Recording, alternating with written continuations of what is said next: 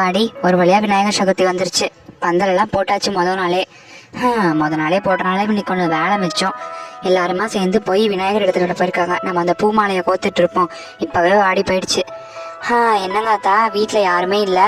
நான் ரெடி பண்ணும் போதும் எல்லாம் கிளம்பிட்டாங்களா விநாயகர் சிலை கொண்டு வர்றதுக்கு? ஆமாடியம்மா, எல்லாருமே சீக்கிரமாக கிளம்பிட்டாங்க. இல்லைன்னா அங்கே கூட்டம் வந்துடும்ல, எல்லாம் வாங்க வந்துடுவாங்கல்ல.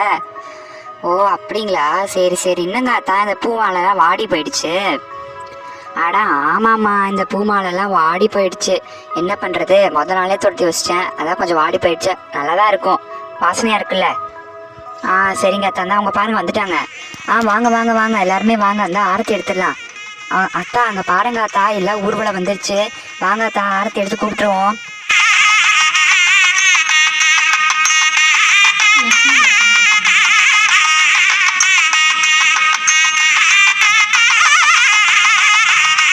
அக்கா, இந்த ஊர்வலத்தில் வந்து ரொம்ப ஜாலியாக இருந்துச்சுல, உங்களுக்கு பிடிச்சிருந்தாச்சாக்கா?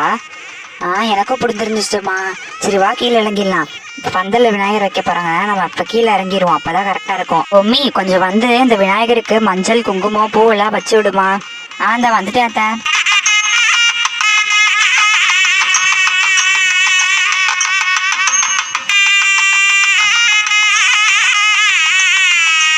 இந்தாம்மா, இந்த பூ மாலையை கொஞ்சம் சாத்திடு.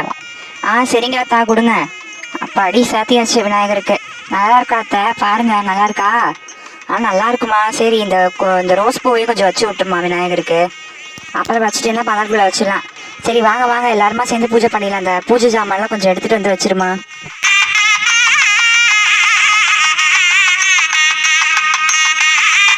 வாங்க சம்பந்தி, எல்லாரும் வாங்க, சேர்ந்து பூஜை ஸ்டார்ட் பண்ணிடுவோம். வாங்கம்மா வாங்க.